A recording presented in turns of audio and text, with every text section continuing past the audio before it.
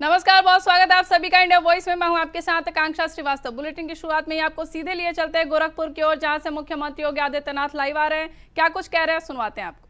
अलग अलग प्रकार का ध्वज लेकर के देश की आजादी को एक नई गति दी थी। 1905 में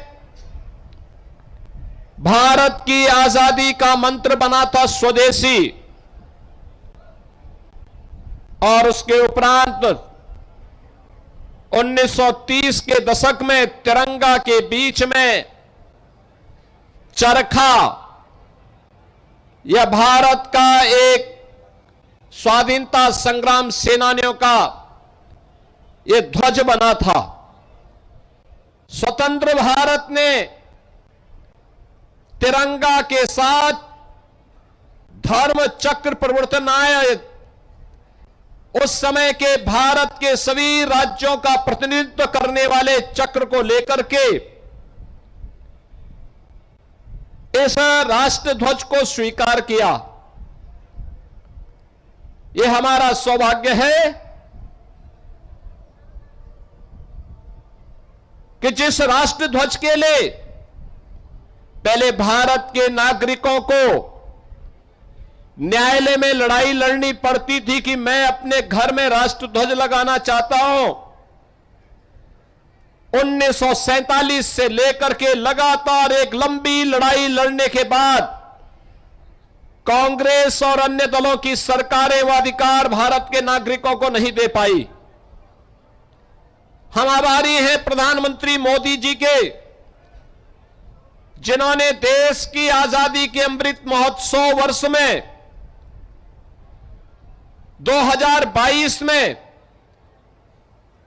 नेशनल फ्लैग कोड में संशोधन करते हुए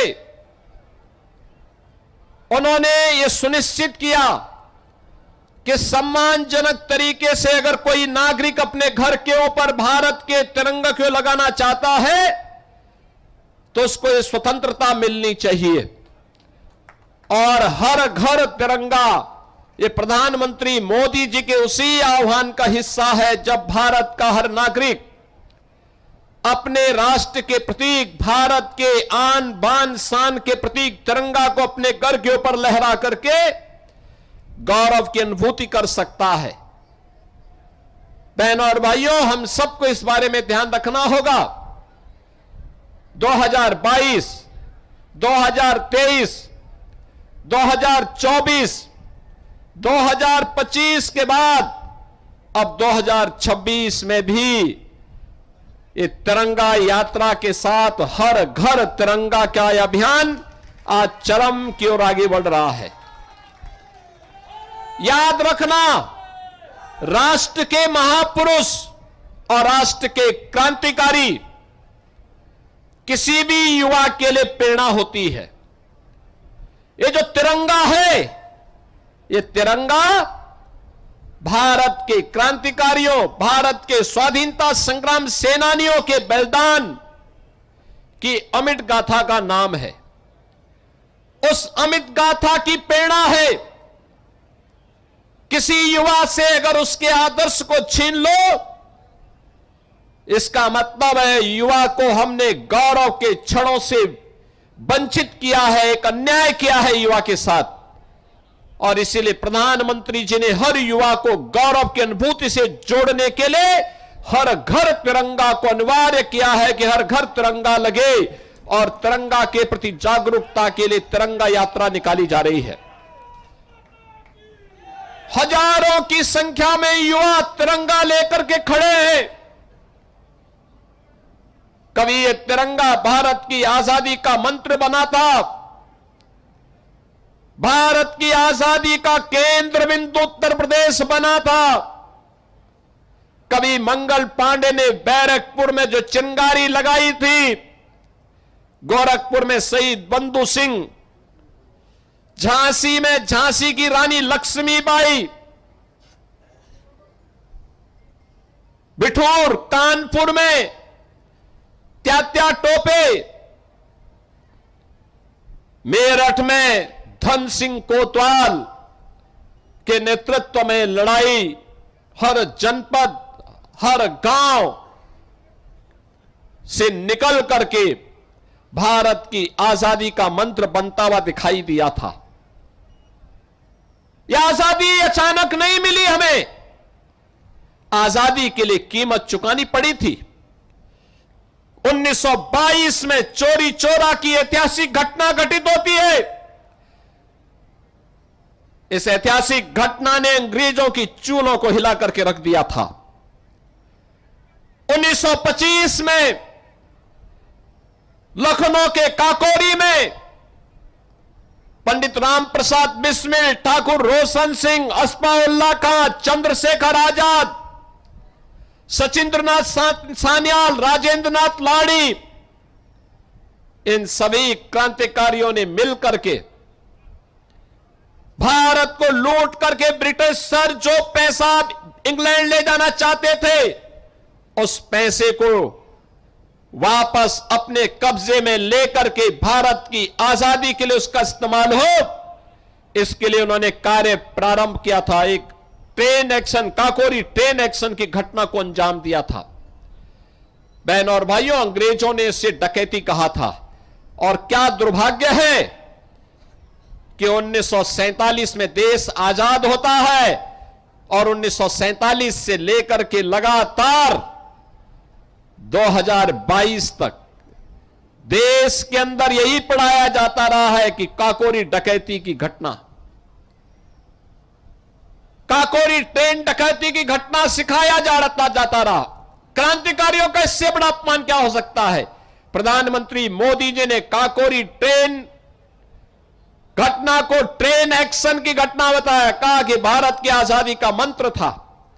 जो देश को लूट रहे थे उनको लूट करके वो खजाना वापस देश के लिए लाने का काम इन क्रांतिकारियों ने किया। पंडित राम प्रसाद बिस्मिल का भव्य स्मारक गोरखपुर में, उन्हें गोरखपुर की जेल में फांसी हुई थी। ठाकुर रोशन सिंह, अस्फाउल्लाह खां, राजेंद्र नाथ लाड़ी, इन सभी क्रांतिकारियों को, किसी को गोंडा, किसी को फैजाबाद, किसी को इलाहाबाद के नैनी जेल में फांसी दी गई।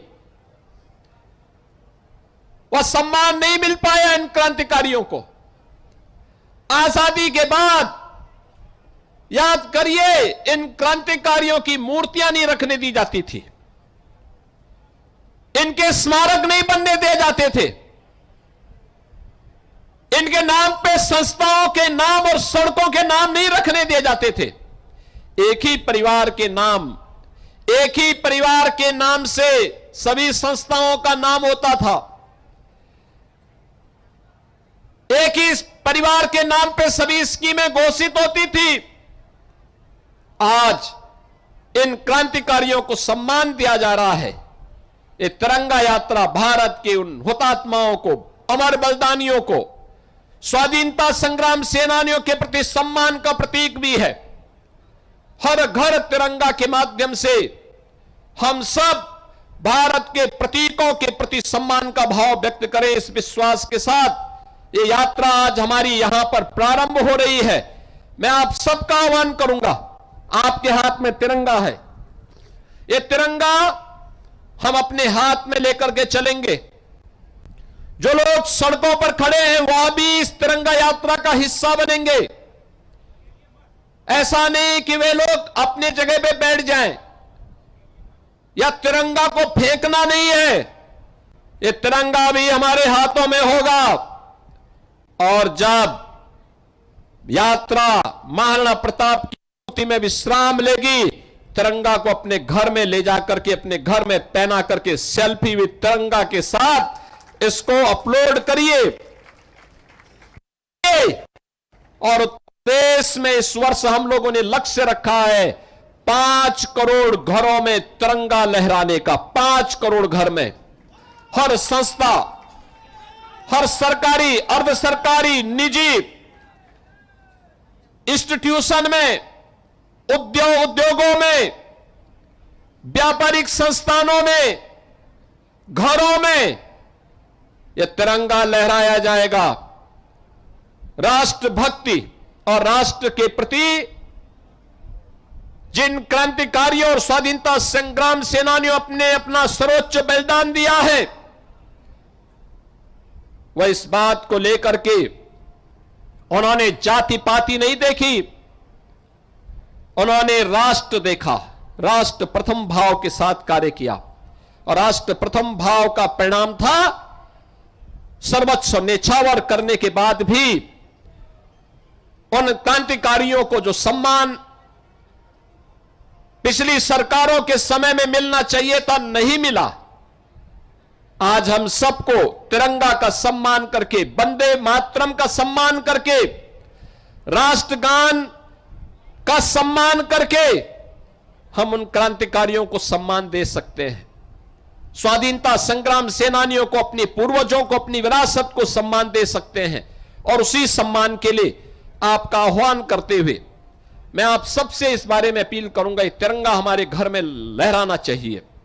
अभी हाल ही में भारत सरकार ने तय किया है कि राष्ट्रगान और राष्ट्रगीत का जो भी अपमान करेगा वह संज्ञेय अपराध की श्रेणी में आएगा, उसे सजा होगी। और भारत के प्रतीकों के प्रति सम्मान का यह भाव हर भारत के नागरिक का दायित्व बनना चाहिए। और उस दायित्व का निर्वहन करने के लिए आज गोरखपुर में भी यात्रा निकल रही है। हम लोग यहां से नगर निगम के महारानी लक्ष्मीबाई पार्क से निकल करके हम लोग टाउन हॉल होते हुए, गोलघर होते हुए हम रेलवे स्टेशन के पास महाराणा प्रताप की मूर्ति तक जाएंगे। तिरंगा हाथ में होना चाहिए। उत्साह के साथ भारत माता की जय और वंदे मातरम का गान करते, वंदे मातरम कहते हुए हम आगे बढ़ेंगे। यह वर्ष वंदे मातरम का 150वां वर्ष भी है और इसीलिए इस वर्ष वंदे मातरम को अब अनिवार्य कर दिया गया है। तो हम कम से कम स्लोगन के माध्यम से वंदे मातरम बोले और बोल करके हम यहां से वहां तक जाएंगे, फिर तिरंगा अपने घर में लगाने का कार्य करेंगे। इस विश्वास के साथ मैं आज के इस अवसर पर एक बार फिर से तिरंगा यात्रा का हिस्सा बनने के लिए आए हुए सभी युवाओं का स्वागत करता हूं। आप सभी का मैं स्वागत और अभिनंदन करते हुए अपनी वाणी को विराम देता हूं। धन्यवाद। जय हिंद।